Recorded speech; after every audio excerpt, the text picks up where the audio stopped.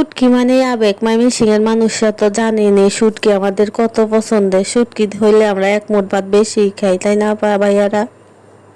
রাত বাজে 9:36, আমার এখন শুটকি খাইতে মন চাইতেছে। শুটকি ভর্তা দিয়ে ভাত, ঝাল ঝাল করে শুটকি ভর্তা। জামাই খায় মাছ, আমার খাইতে ইচ্ছা করতেছে শুটকি, কিছু করার নাই, আমি একা একাই খাই।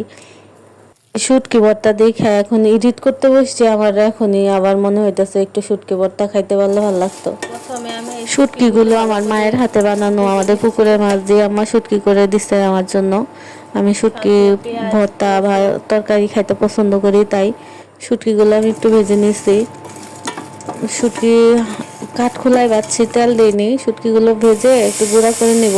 তারপরে কিছু মরিচ, রসুন আপনার প্রয়োজন মতো। আমি হুট করে রাতে ভর্তা করতেছি তো, তাই তাড়াহুড়া করে অল্প রসুন দিচ্ছি, আর একটু রসুন দিলে ভালো হতো।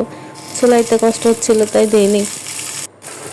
একটু তেল দিয়ে মরিচ, রসুন আমি একটু ভেজে নিছি। শুটকিগুলো আলাদা করে গুঁড়ো করছি, নয়তো ওই ইয়াতে দিলে একসাথে গুঁড়ো হতে চায় না।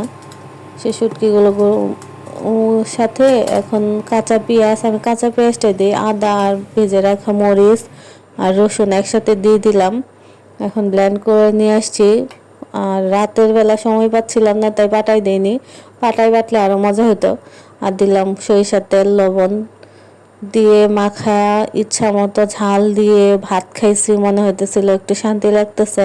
কিন্তু আমার জামাই এসব খায় না, গন্ধও নিতে পারে না, তার ভালো লাগে না।